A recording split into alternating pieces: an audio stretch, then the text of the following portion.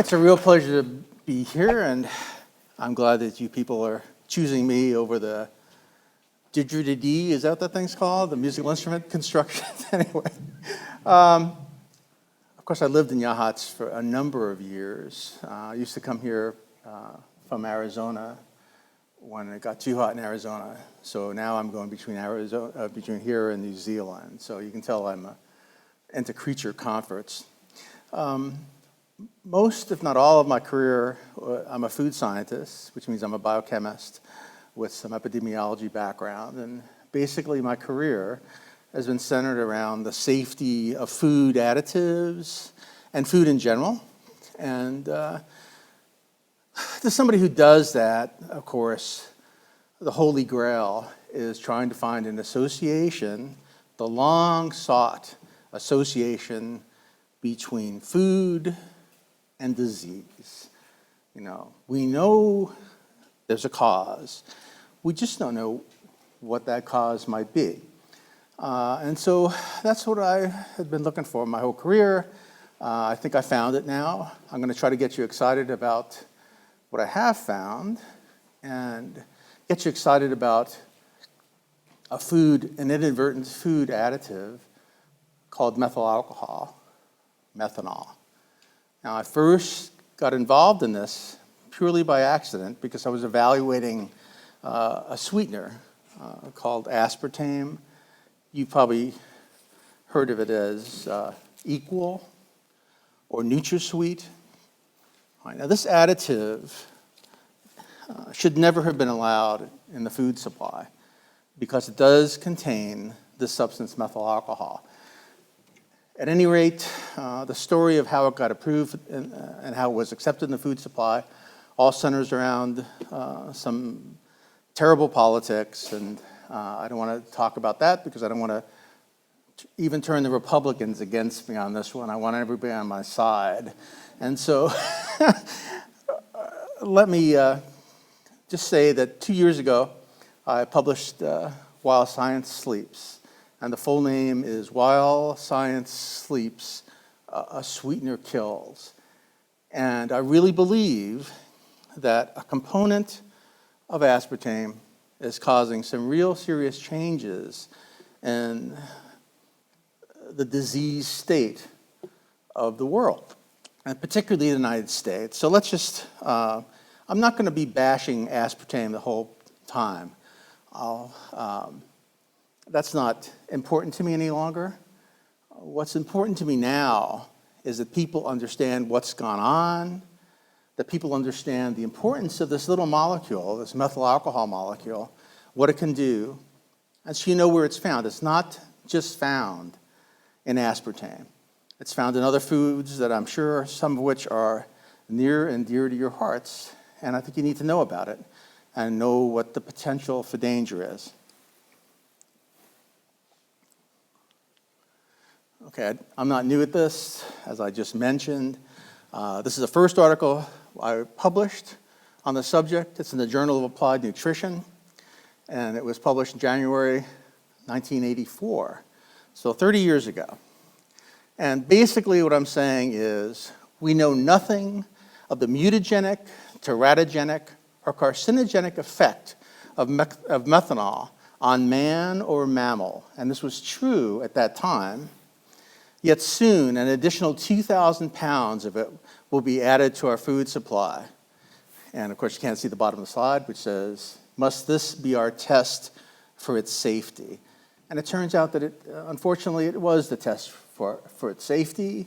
What I want to make sure is by informing as many people as possible about what did happen because of this increase, this huge increase in the methanol diet consumption of the United States. I want you to see what happened. I want you to see the numbers, see the data that I've collected, and more importantly, I want to show you in exact detail the biochemical phenomena. What is going on?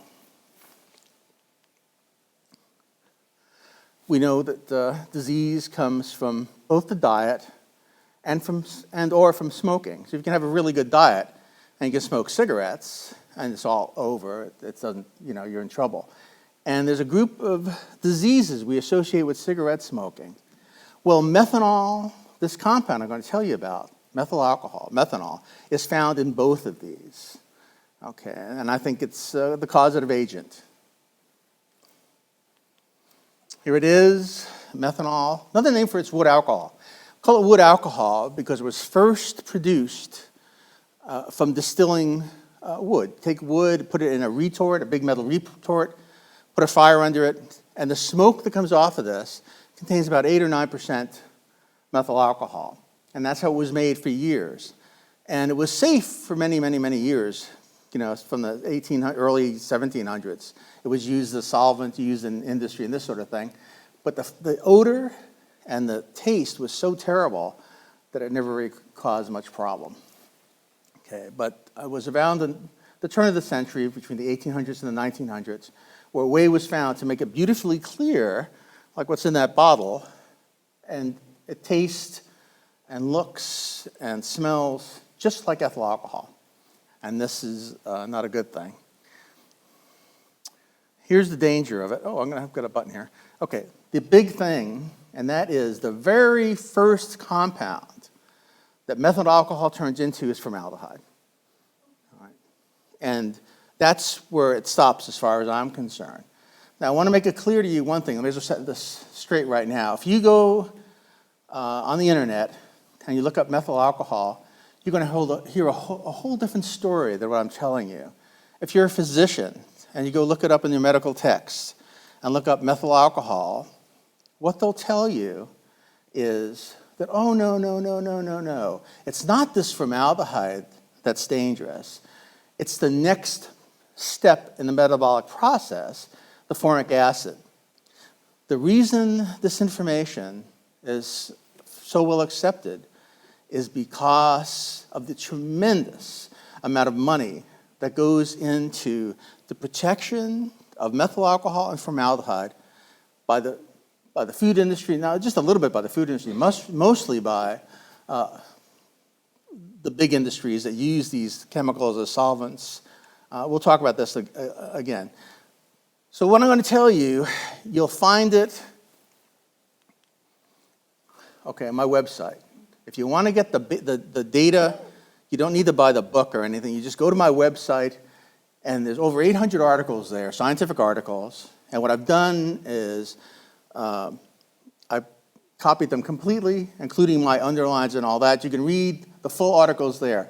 You know, if you're a physician or if you're a scientist and you want to get to the truth, you have to look at some of those articles. It's a must, because things happened to get aspartame approved. Articles were published that just are not true. If you want to go to that website, lots of stuff there. There's also a way of getting a hold of me. If you want to ask a question, email me from the website, or you can just send me an email, woodymonte@gmail.com, anytime you want to, and I'll answer your questions. The book does not have it's all referenced, of course. The bibliography is on the website. So that's just important to know. Okay, there has been a nervous breakdown in the computer. So let's see. There we go. All right. There is a cause for every disease. Nature is transparent. Okay. But formaldehyde is invisible. Methyl alcohol is invisible. Okay. This is is that okay? Now here, this is a real important statement, very important statement.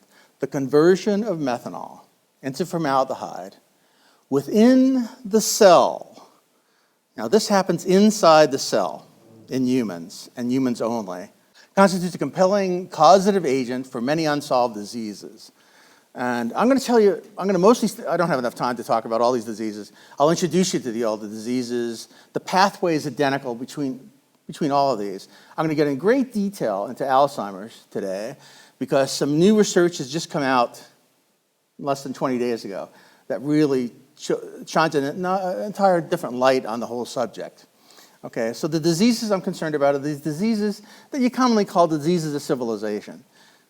Okay, why do we call diseases of civilization? Because they seem to appear when civilization appeared. What they appeared when certain kinds of food processing occurs in society. And I'll show you the connection there. And they're all so-called autoimmune diseases, but they're really not, okay? If you become allergic to the tau protein in your axons or to the myelin basic protein, if you're completely allergic to that protein, it's going to disappear in a matter of days. These diseases are slow diseases. They last 20, 30, 40 years. What on earth keeps the body's white blood cells chewing away at these valuable proteins over this long period of time? And I'll make that real clear to you. What is it about the smallest of alcohols that makes it so deadly? Why methanol? I forgot about 12 or 13 things I want to tell you about methanol you don't know about.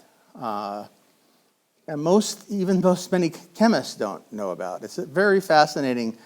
The chemistry of methanol and the chemistry of formaldehyde is fascinating and complex, but we're going to make it as simple as possible. Methanol is the only human-specific poison in food. What does he mean by human-specific poison? I mean by human-specific poison that only humans are negatively affected by methyl alcohol.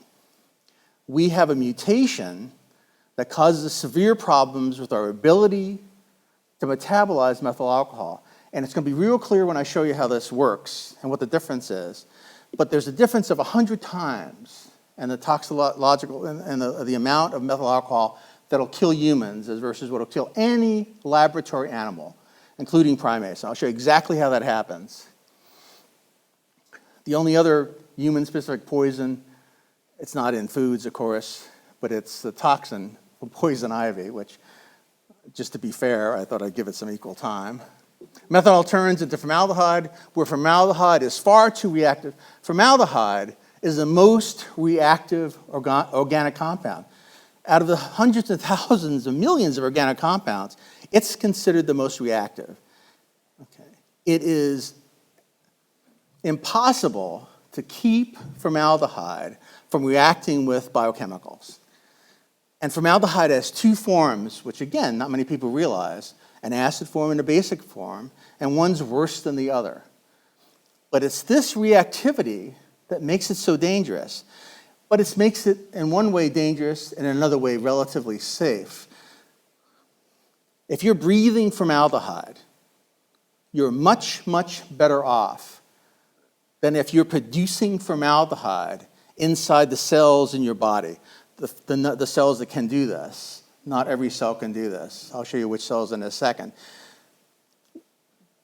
We know that formaldehyde is a carcinogen, but it's only a carcinogen the nasopharynx. It's the cells that it first makes contact with, it affects. It can't get deeper into the body. It can get in the bloodstream, but it's damned if it'll go through the blood-brain barrier. The only way to get formaldehyde produced inside the brain is by using methanol, which acts as a Trojan horse. It brings the formaldehyde inside the cell. So you get a whole different class of diseases. Formaldehyde, I'm saying, is really the cause of these diseases. But it can't be the cause of the disease by itself. It has to be brought into a position where it can affect a protein directly that normally wouldn't be affected by formaldehyde. So that's interesting. Here, this is really important. Okay. Can you see that okay? Methanol produces formaldehyde at disease origin sites and nowhere else. Okay. These are the sites that we know so far. Okay. We're going to talk mostly today really just about the brain and what happens in the brain. If you look again into medical literature and you look for the enzyme that does this, the enzyme is called alcohol dehydrogenase, ADH, and you look for ADH, go on the internet, look for ADH in the brain, and they'll say, oh, there is none. Okay. Well, it's not in brain tissue, but it is in the vessels that travel through the brain. And you'll see that in the literature. I have all that literature on my site. So it's really important that we know that. It's, again, in the lungs, in the pancreas, specifically the islands of Langerhans cells. Okay, and the developing fetal brain goes through stages where the Purkinje cells can have high levels of ADH, and then that disappears as how the child's brain develops. I'm not showing the liver here because it would just hide the whole gut, but the liver has probably the highest concentration of alcohol dehydrogenase, and many physicians think that it's the liver that protects you from methyl alcohol. Well, that is not completely true. The liver will take some of the methyl alcohol when you consume a sip of diet soda. Okay, 11% of it immediately turns into methyl alcohol.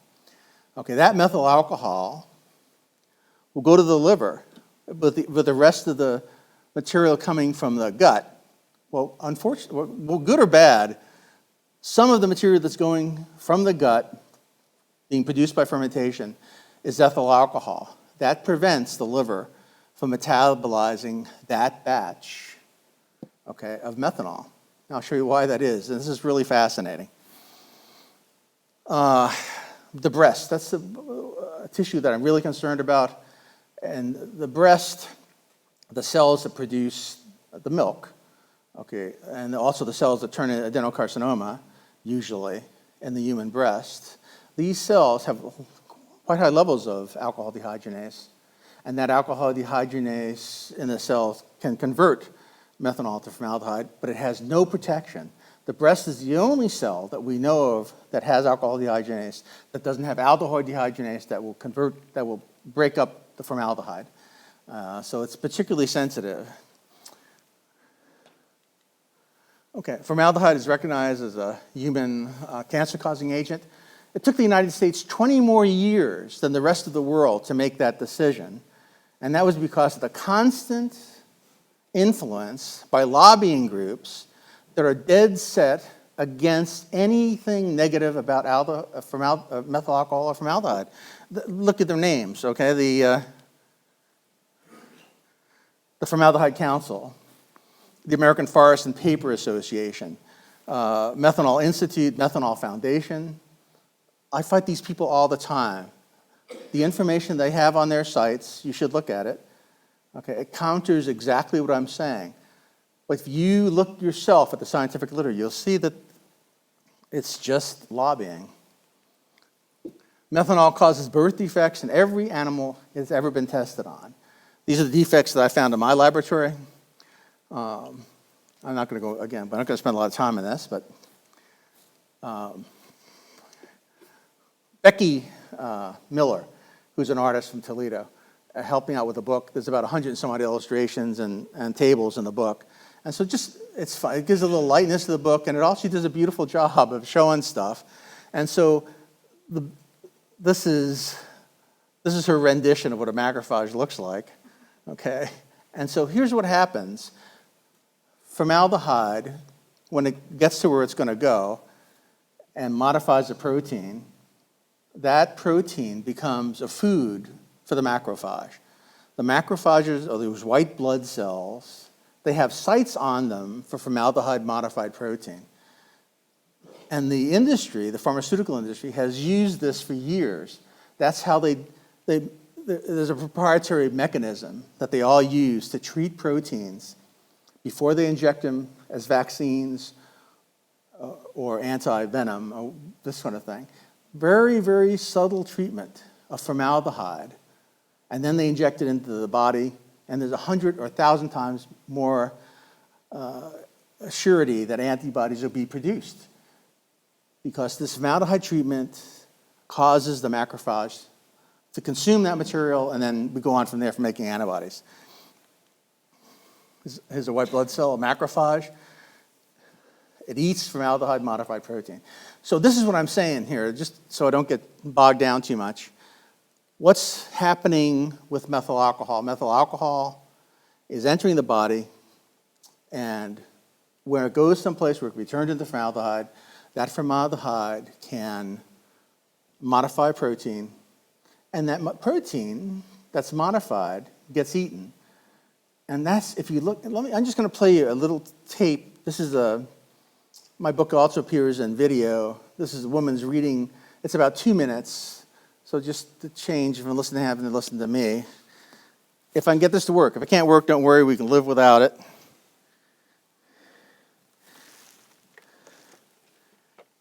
When one looks through a microscope at slides of diseased organs made from the remains of individuals who have suffered and died from the various diseases of civilization, DOC, one is struck repeatedly by the remarkable similarities between what should be very different tissue samples. Ever present is the sense that one is flying over a series of battlefields and viewing the aftermath of many different skirmishes between identical combatants. Every slide, be it of atherosclerosis, lupus, rheumatoid arthritis, multiple sclerosis, or Alzheimer's, always reveals the preserved remains of a fearless, ferocious defender of our well-being, the cell without which we cannot live, the amoeba-like white blood cell, our friend the macrophage, looking suspiciously like it just might be responsible for most of the damage. But is it? A closer look confirms that the now transparent white blood cell was caught in the act by the pathologist who prepared the slide, busily digesting bits and pieces of our myelin, our connective tissue, and LDL or some other tasty component of the very cells it had been programmed to protect, with its own life if necessary, from the day of our conception. Appearing more often than not is the dreaded foam cell, a normally rare transformation of the macrophage into an unstoppable warrior with no control over its appetite, whose fate is to gorge itself until it explodes, spilling its enzyme contents to do even more damage to the enemy. When looking at these slides full of the dead warriors of an immune system seemingly bent on attacking its master's healthy tissues, the question is, and always has been, where the hell is the enemy these cells were sent to fight? A million scientists over 200 years have stared endlessly at tissue samples like these, taken from those who suffered from DOC. They have used every tool known to science to visualize all manner of bacterial, viral, or prionic interlopers in a fruitless attempt to find the enemy. Yet the enemy was there and always has been there in every tissue sample on every slide. It was just too small to be seen. And on top of that, okay, here we go. And on top of that, of course, what are all these slides treated with before they're observed? They're all treated with formaldehyde. So this is the fascinating part of this whole story. I mean, just through a series of bizarre occurrences, we're not looking at methanol as a disease cause. Where do you see this, the rest of this? Okay. Why? It's too damn small. It's small. Formaldehyde is small. 1 carbon atoms. It's the smallest alcohol and the smallest aldehyde.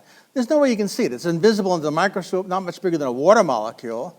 And of course, again, it's used to treat the slides anyway. So what are you going to look at? But anyway, methanol would be the smallest disease-causing agent ever. And just to show you, that's a corner of a red blood cell there. There's Ebola virus. Look at the viruses. There's formaldehyde. Can you see anything there? Did I even put a dot there? No, I didn't. But anyway, it'd be invisible. Okay, we can't be perfect, all right? Okay, so your first question is, all right, is it just an equal? Is methanol just an equal? This equal, aspartame, right now, is by far the major source of methyl alcohol in the food supply. There's nothing to compare it with, really. But when did this all start? You know, where did it start? And where can I find methanol? Okay, here's a list of where you can find methyl alcohol in foods. You know, meat and fish, absolutely zero. Grains, zero. Milk and dairy products, zero. Cheese, now I'm saying zero here. I was in a debate about 15 years ago, and the aspartame company hired a famous food scientist, more famous than me at the time, and he was on the other side, and we got into this debate. I have the video of it on the website if you want to look at videos when I was younger.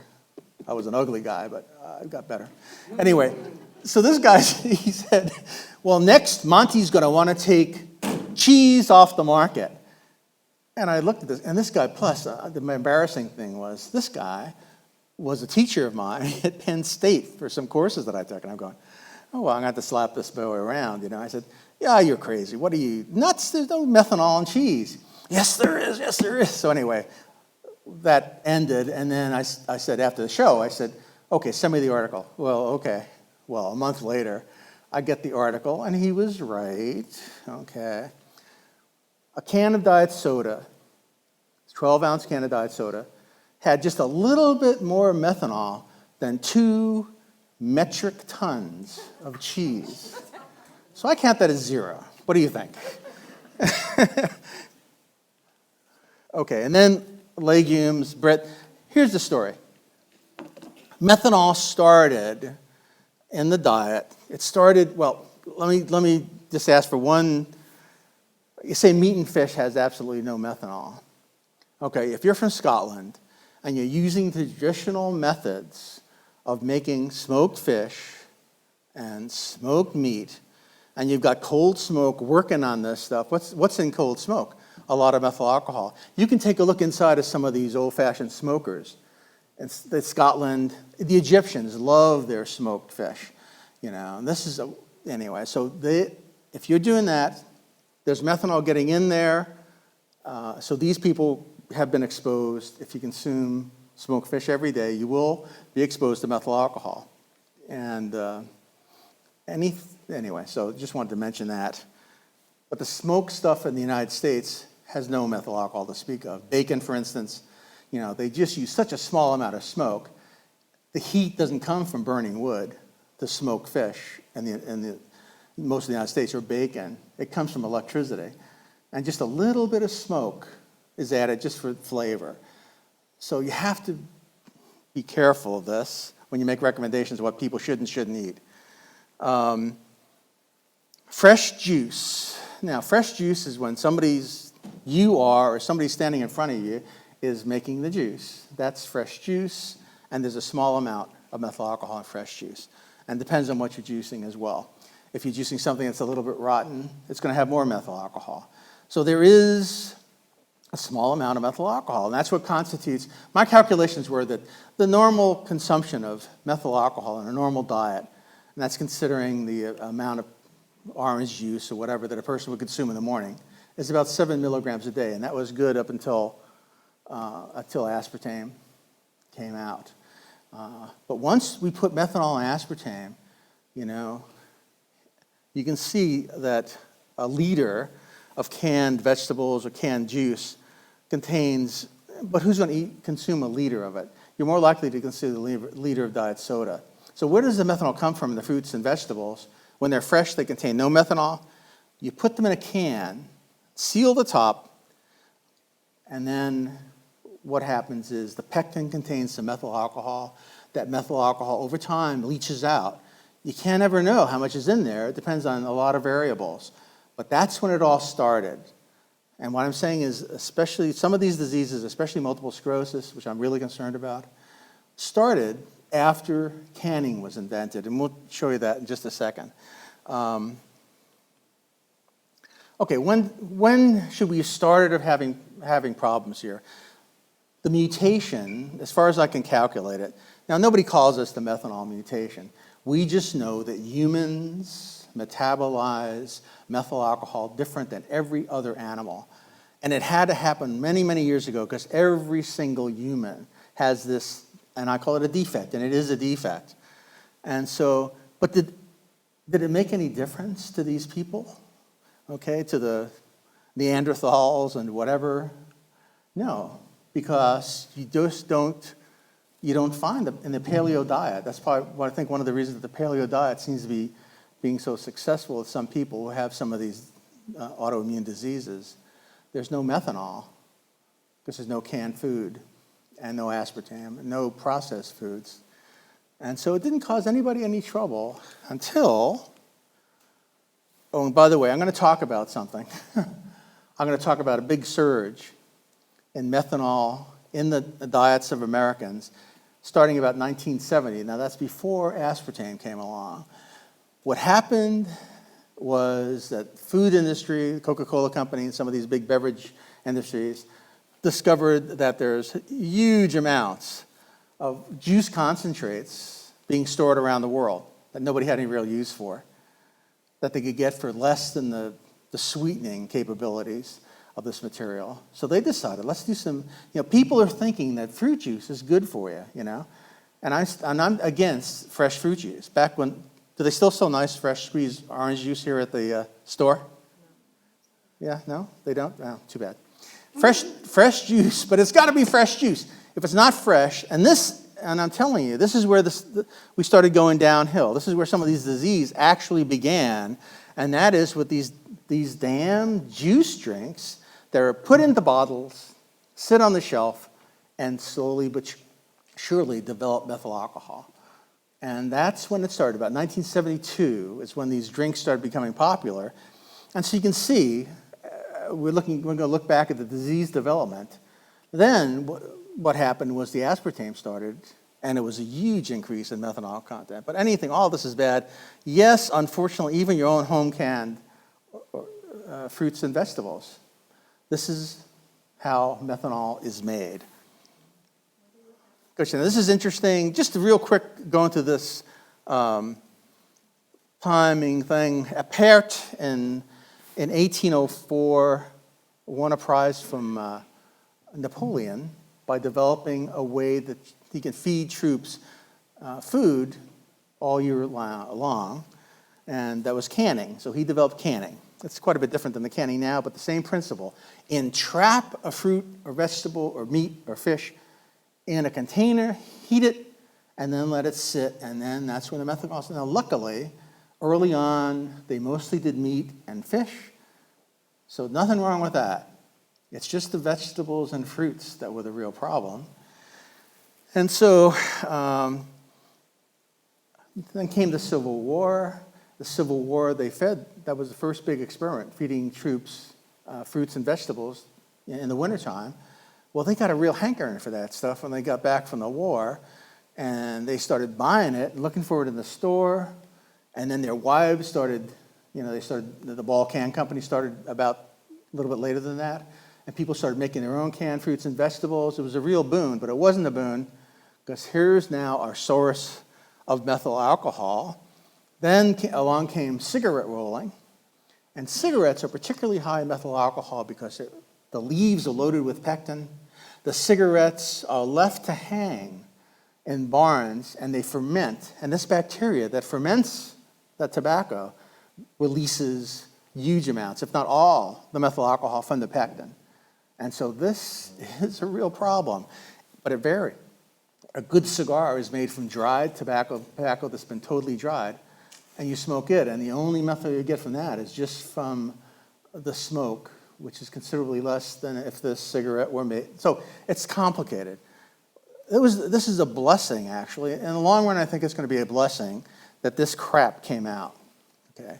Because if all we learned from this, even though we lost a lot of people and there's a lot of disease, well, it was only 30 years, and we lost a lot of people. Well, if we can from this realize how dangerous methanol is, it would have never been discovered otherwise. But if we don't do something about it, we're going to lose the edge. Okay, so the methanol's going up. These diseases are starting to really increase in number. And then came the turn of the century, where they developed really high quality methanol. It would taste just like ethanol. When you test it on animals, it was considered to be much safer than ethyl alcohol. And on animals, it is much safer than ethyl alcohol. So the first thing the drug and food companies decided was, heck, I'm not going to make vanilla extract out of ethanol. I have to pay tax on it. Let's use methanol. So they were allowed to do this because the laboratory results were clear. Methanol is much safer than ethanol, and it is for animals. Okay, so that's how it started happening, and then people started dying right and left. Actually, literally thousands of people died from methanol. if you look at the literature, if you're interested in history, if you look at the literature, the scientific literature, and I have some of those articles, they're big articles in the Journal of American Medical Association pleading with the industry, take this damn stuff out of vanilla extract, okay? Take it out of cough syrup. Take it out of massage liquids.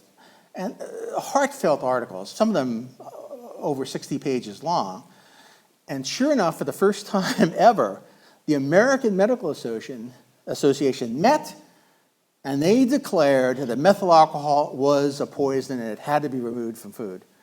And so that was about 1904. Okay, so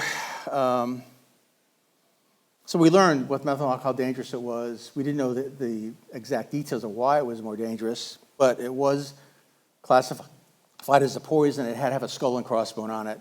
And to this day, it has to be that way, except if you're using it in food, oddly enough. Okay, so then other stuff that went on, which is important. Surplus juice, about, again, 1971, 1972, we started seeing a big increase in consumption in these damn juices that are not healthy for you. In fact, they're the worst thing you can possibly consume. Okay, Tetra Pak juices, all the juices, you know, you think, oh, I'm going to do myself a favor. I have a choice between spring water and apple juice or something that's in a car. It's the worst thing you can do. But we don't know that now yet. Then in 1981, aspartame was first allowed into foods against all the scientific data. Nobody was worried about methanol. They were worried about the fact that when you fed this stuff rats, they developed birth defects. When you fed this stuff to rats, they developed brain cancers, and they just didn't want to put in, and they, for the first time in the history of the American Food and Drug Administration, they got together a scientific advisory panel, and they turned it down. They said, no, it can't be used. And then we had Donald Rumsfeld pop in. Well, I told you I wasn't going to talk about politics. Let's not talk about politics. But he got it in. Rumsfeld got it approved against all the scientific advice, and the FDA approved it. And then something that's really, really important, and that is, this is where I started getting involved, because I got involved in '83. They wanted to approve it for carbonated beverages. I knew that the use would explode. It was approved for powders, like Crystal Light. I knew the usage would explode if they allowed it in carbonated beverages, and I did what I could to stop it. I even filed a petition myself against the Food and Drug Administration in '83. I got nowhere, and it was approved, and sure enough, the consumption went up dramatically. But this turned out to be the best thing in the world because of the toxicology, because of what happened to diseases, showing the slow increase, and then all of a sudden explosion in the consumption. I'm going to show you that right now. No, not right now, but soon. Aspartame is now the major source of dietary methanol in the United States. It's basically exploded since 1970. Okay, I'm not going to talk about these. I just want to show you what I'm concerned about. I want to show you the organs that are involved. These are all, I'm not going to go in, again, these are all on, not only in the book, but they're all on my website, the charts. But here's what we're seeing, changes in diseases, you know, and this is, again, from the Center for Disease Control. The blue is the consumption of aspartame. And you see the tremendous increase. Look at that, boom. This is '83, explodes, because those are all the same. But then what are we seeing? We're seeing increases in birth defects, lupus is going up, melanoma explodes. That brain tumor, particularly that the FDA was warned about by Dr. Only, explodes. But it's, you know, it's a rare cancer, but it still went up, and he wrote a beautiful article about that. You've got to read my website. Breast cancer, again, look at this, multiple sclerosis. Two interesting, liver cancer tripled since then, and kidney cancer. Again, the kidney, the tissue in the kidney that is liver-like on the outside of the kidney contains alcohol dehydrogenase. So this, I'm not even showing you Alzheimer's. I'll show you Alzheimer's. We'll talk about Alzheimer's in detail here in just a second. Let's talk about lethal dose.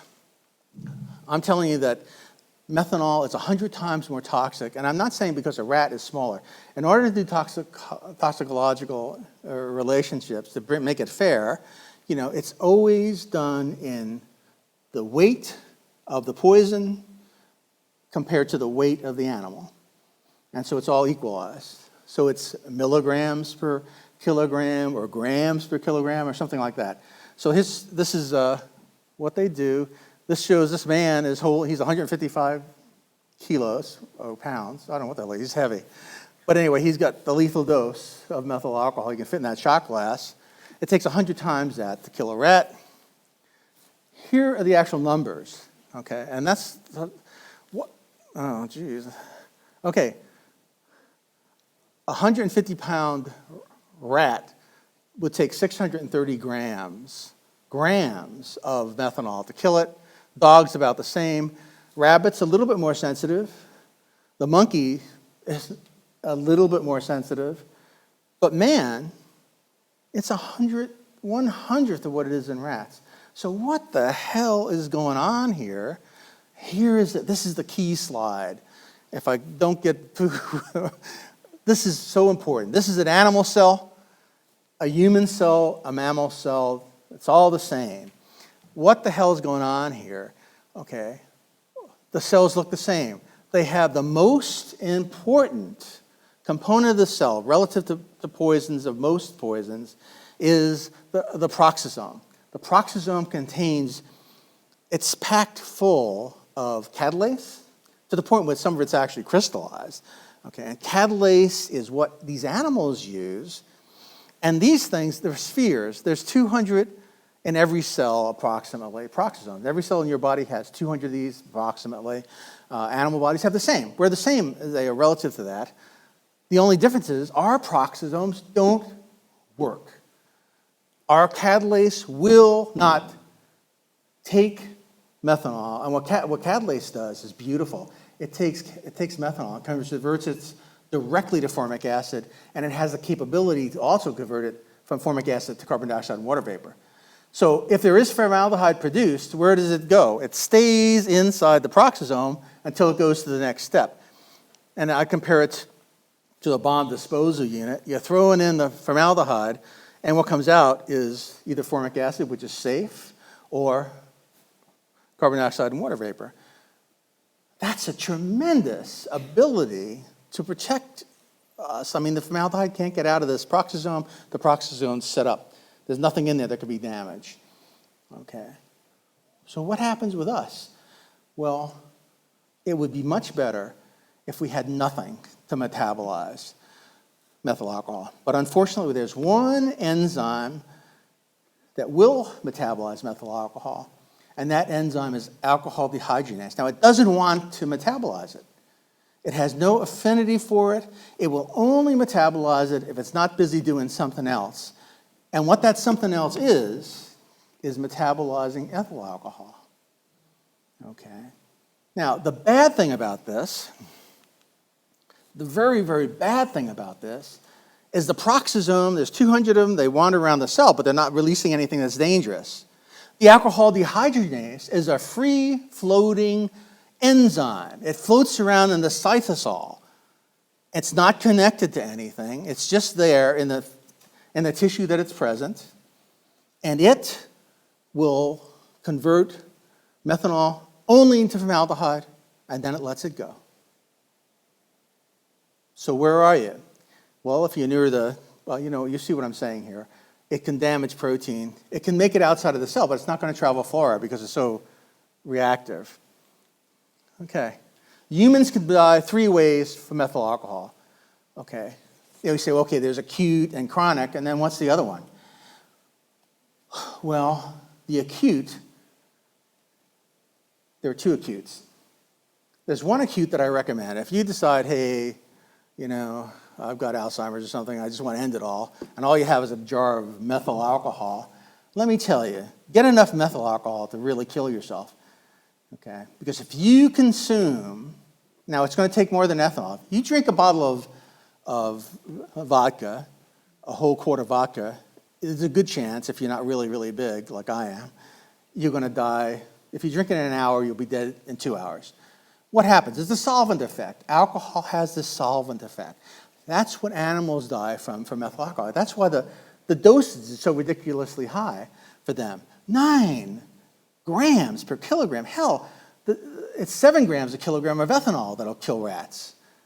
It's 6 grams of salt that'll kill rats per kilogram. So we're dealing with a food that's just, and so it has a solvent effect. So that's what's killing you.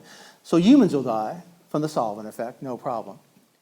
But there's another acute level, and that's the true toxic effect, and that's caused by just 1/100th of the amount that would kill animals.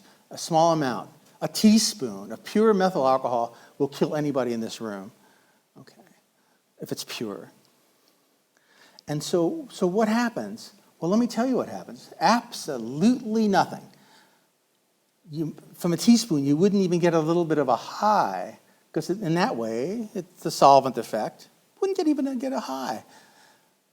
Not for 10 hours, not from 20 hours, not for 24 hours. It's the 24 hours that's probably the key. Most people, and then all hell breaks loose. It's a horrifying death.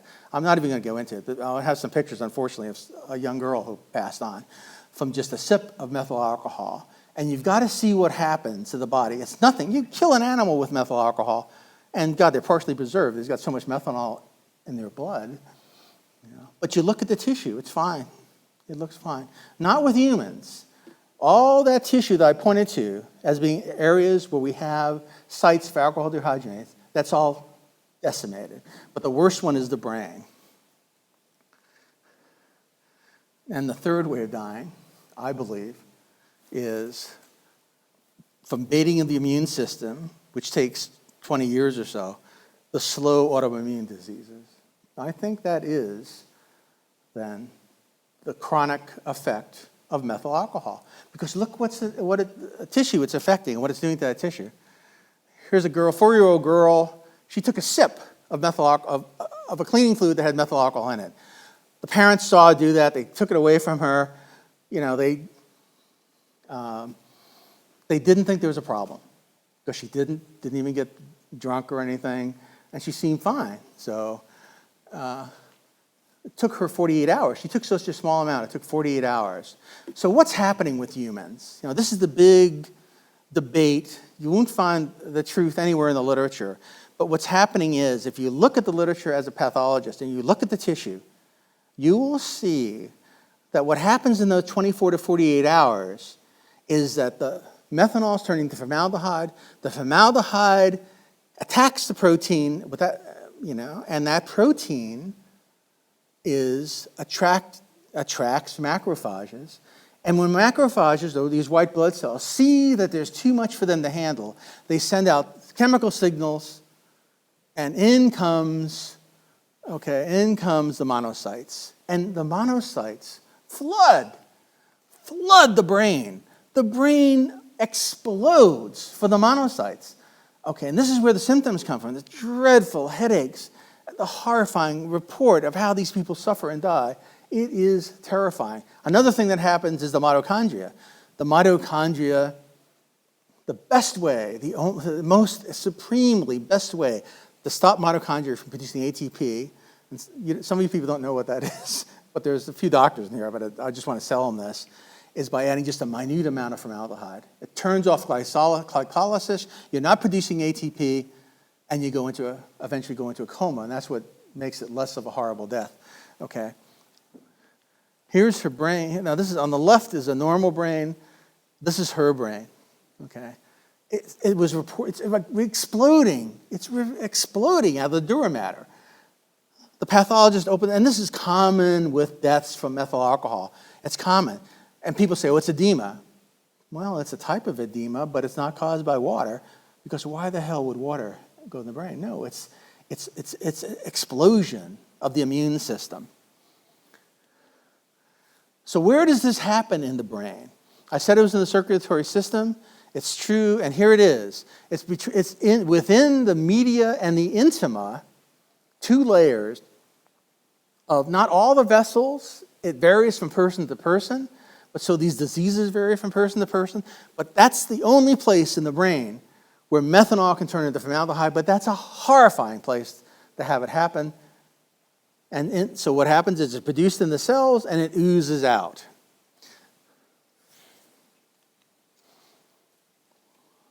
We were talking about Alzheimer's. Alzheimer's is a perivascular disease. They can't figure out why Alzheimer's is a perivascular disease.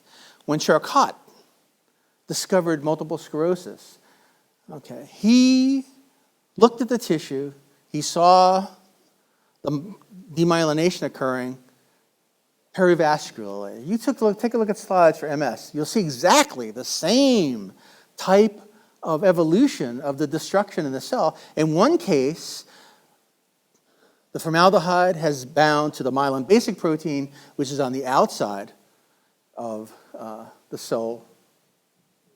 And in the other case, it's binding with the tau protein, which is on the inside of the cell. And so they have different symptoms and that sort of thing. And I think I can actually tell you probably how the two diseases are different, but it doesn't matter. They're all related. A person with Alzheimer's will have some demyelination and vice versa. So perivascular, what Charcot said when he discovered this disease, and after looking at many, many, many slides, he said, well, this is something, it's got to be something that's being produced in the lining of the circulatory system, of the blood vessels in the brain, and oozing out and doing this damage. It just has to be that. Well, he didn't know what to look at because, number one, in those days, they thought methanol was the safest thing, safer than ethanol. That was during his day. And they hadn't discovered formaldehyde yet. It took a hell of a long time to discover formaldehyde because it's so reactive, it doesn't last long enough to do anything with it in the laboratory. So he didn't, well, it's fast. This is just fascinating science. Okay, this is going to be a quick little thing. I'm just going to show you what I did. I'm sorry it's taking so long. But we're almost done.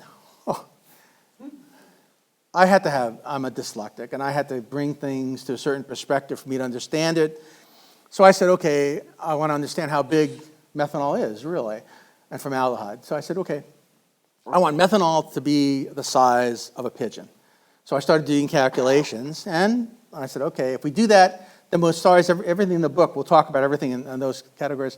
So if methanol is the size of a pigeon, and you wanted a person to be the size of otherwise be proportionally the same size as a human being, there she is. It's a girl. We found a girl in Toledo that posed for this thing.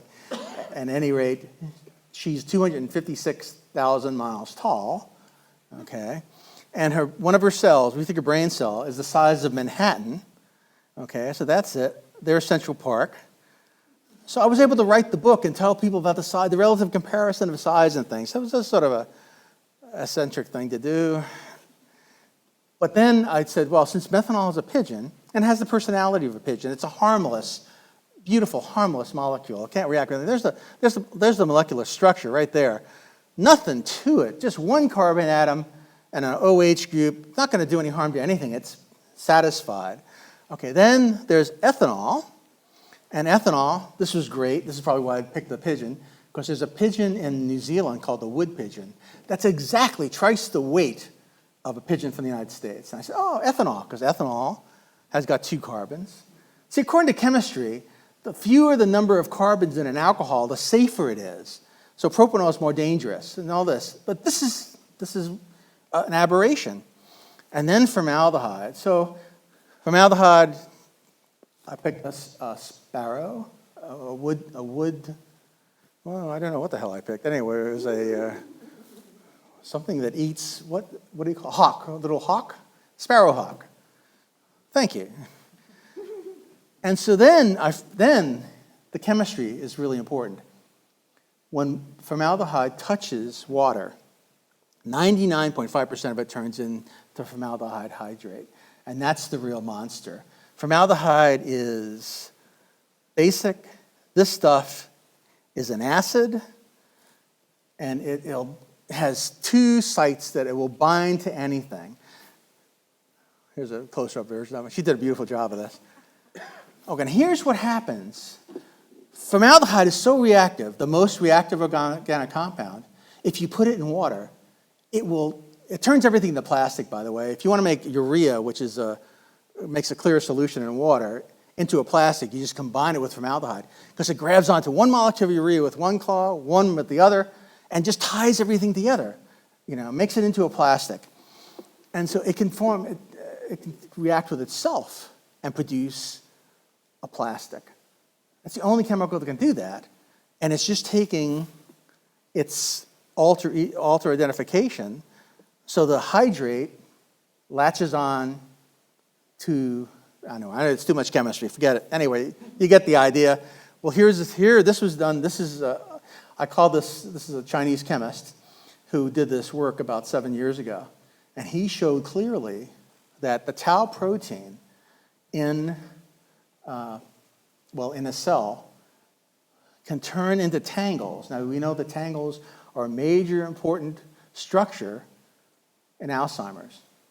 The only way he could do it easily was by adding formaldehyde. Now, these are not size proportions. But what happens, you see what happens, these things just bind the tau together, produce a agglomerate, a tangle, and there you have tangles. But he couldn't figure out how the heck could that formaldehyde get in the cell. There's no way of getting it in the cell. And so I conversed with him and showed him that, methanol will take it in the cell. So here we have the tau agglomerate. Okay, I'm not going to go through this. Okay, here's the enzyme. And here's how the enzyme works. This is the alcohol dehydrogenase. Methanol enters the enzyme, basically, or lands on top of it, and it comes out as formaldehyde. Okay, that's how it works. Now, can anything stop this? Yes.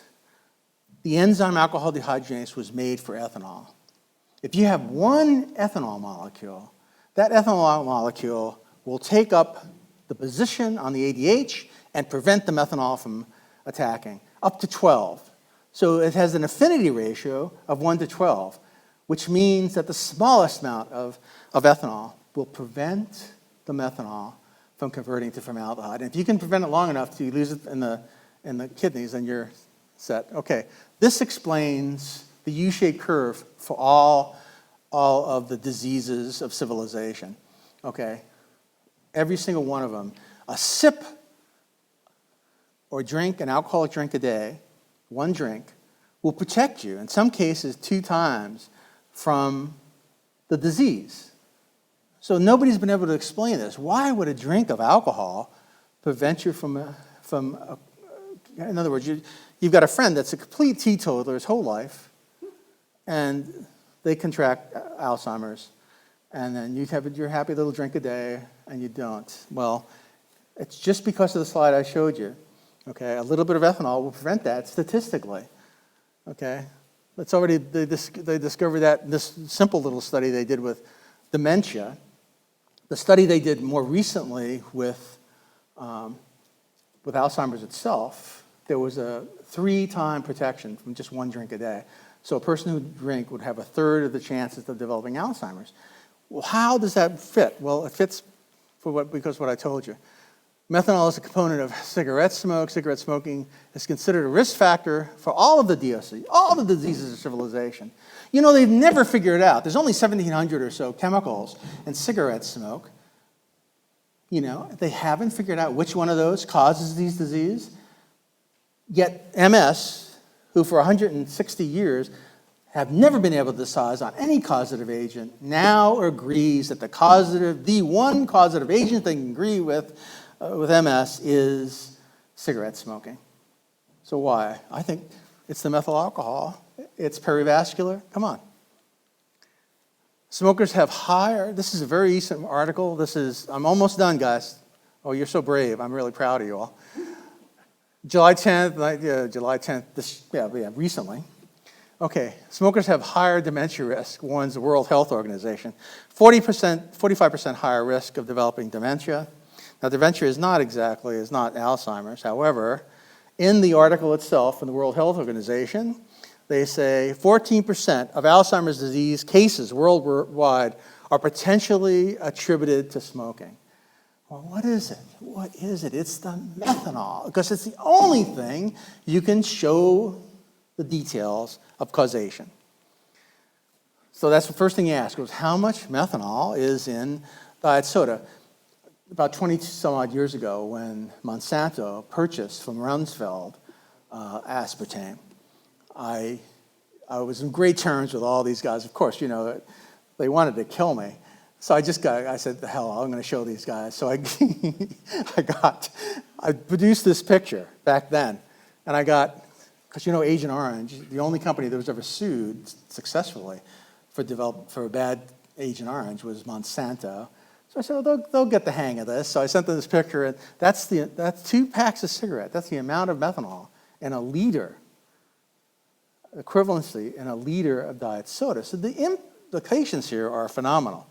They actually sent a really funny email back, and then it wasn't an email back then, it was a note or something from their lawyer. It was great. Okay, just real fast, last couple of slides. So okay, if there's that much methanol in diet soda, then we must have seen some dramatic increase in Alzheimer's. Well, would you think that 100 times would be sufficient increase? And that's it. This is for the Center for Disease Control. It was such a great increase that they had it on a logarithmic curve, which nobody could read. So I put it on a linear curve, and I'm glad I did, because this is really important. So this shows that the incidence, and this is deaths from Alzheimer's. The deaths from Alzheimer's in 81 was 0.2 per 100,000. And now it's 20 per 100,000. Now, what I want you to do is take a look at that. What the heck happened there?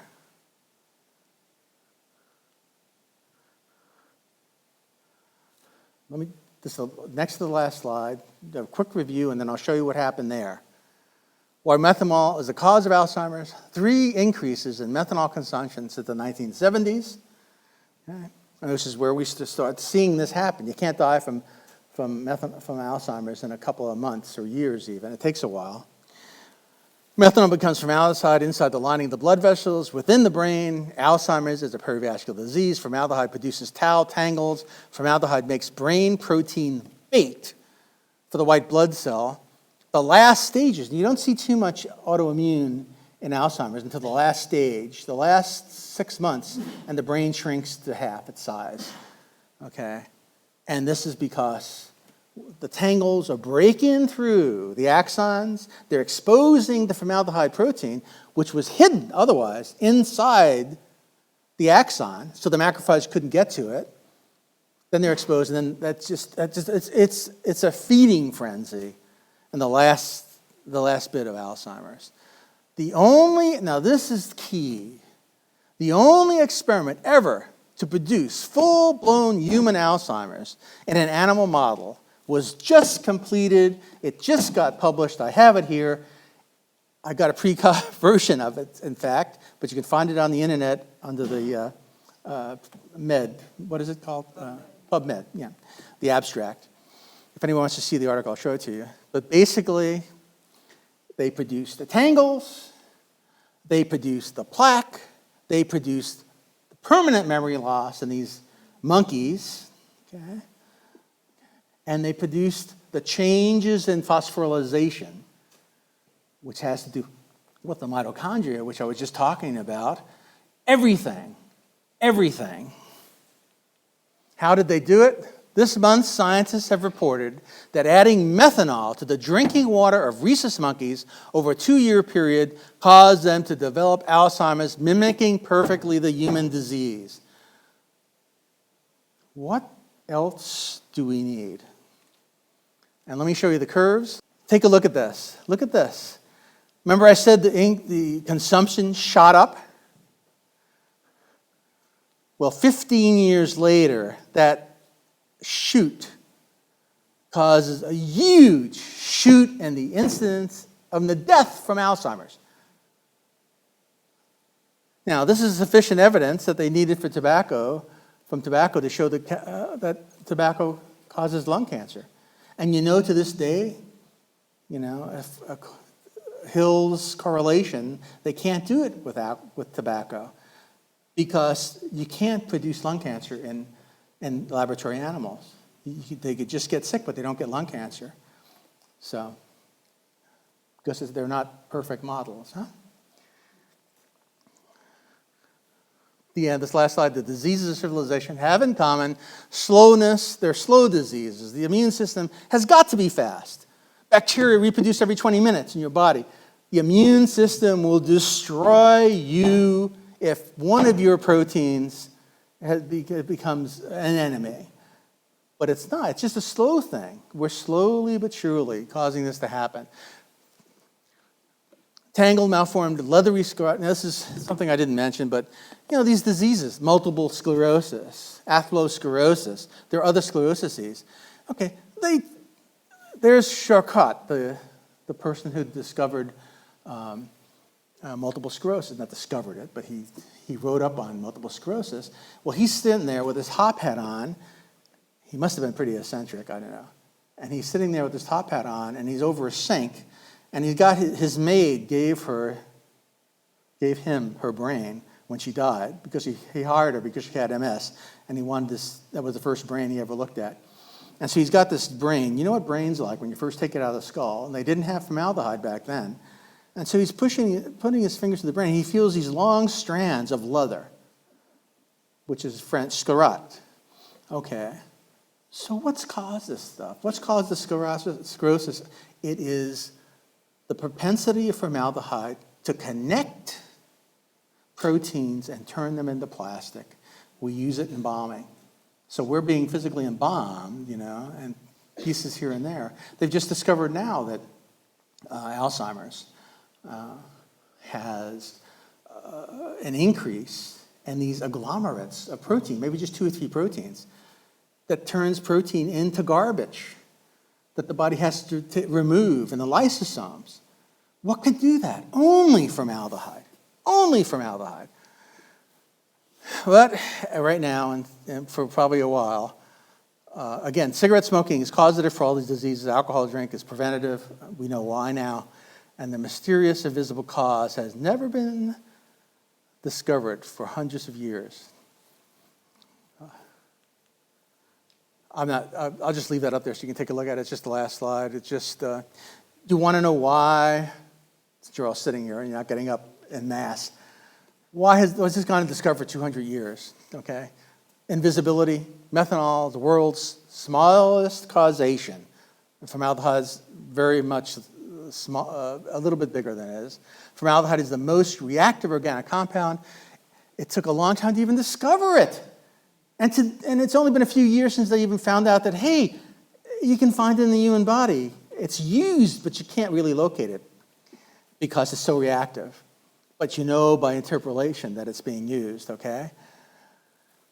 Formaldehyde used to treat all pathological slides. So you have the brain sample. Let's put it in formaldehyde. And what are we going to look for? Let's look for some formaldehyde changes. Everything's the same. Now, here's the scoop. How do you get an animal to model? Well, you probably all figured that out. If you have all these peroxisomes, the only way you can get an animal to go through the same things that we do is by taking that level of methanol up high enough where you sort of saturate the peroxisomes, and then it's left over. And then, of course, the industry, the methanol foundation, the formaldehyde foundation, they say, oh, you're using so much. And no, that's baloney. You know why we have to use large amounts. That's the only way to show an animal model, okay? And they talk about human poisonings where it takes 500 grams to kill a human, or an alcoholic will drink 600 grams of a methanol-containing, but it's contaminated with ethanol, always. And the first thing they do when you go into a hospital, right, doctor? When you go into a hospital and you've been sucking on the sterno, they know you've got some methanol in you. What do? Yeah, they get you drunk for 2, 3, 4 days, depending on how much ethanol you consume, because it's the only way to save your life. So for crying out loud, these jerks, I'm going to show you these lobbying. Okay, here they are. Keep this in mind. You want the counter to my argument, you go to the site. They've got a beautiful site. They've got nothing but money. And if you want as much money as you want to do research, I went there once when I was young and probably just so stupid to ask for a grant, because they said, oh, the Methanol Foundation, duh. Well, they'll only grant if you're looking to show how safe it is. That's it. There's crap in literature that was done by the guys who wrote this book. This book was printed by G.D. Searle, Rumsfeld's company. These authors, their laboratory received millions and millions of dollars. You look at the authorship of the articles that show that formate is the dangerous compound and not formaldehyde, and these are the authors. Lowest form of human life. I'm sorry if you're listening. By the way, these two are dead, tragically. Okay, and American Forest Association, they're just as bad, but every time you process paper, there is what they call a methanol stream. And the methanol stream they have to do something with. If they're smart, they turn it into formaldehyde and sell it. If they're not too smart, like most of the ones in Oregon, they just put it up in the air, dump it up in the air. You'll see there's a lot of cells of MS and cells of certain types, especially neural tube birth defects, unfortunately, in Washington. You look at how the air circulates there. You see how there's methanol in the air. And neural tube birth defects, that's what I found in my lab. Hey, well, thank you so much. I'm sorry I kept you so long. It was a pleasure. You're a great audience, and I hope none of you have Alzheimer's.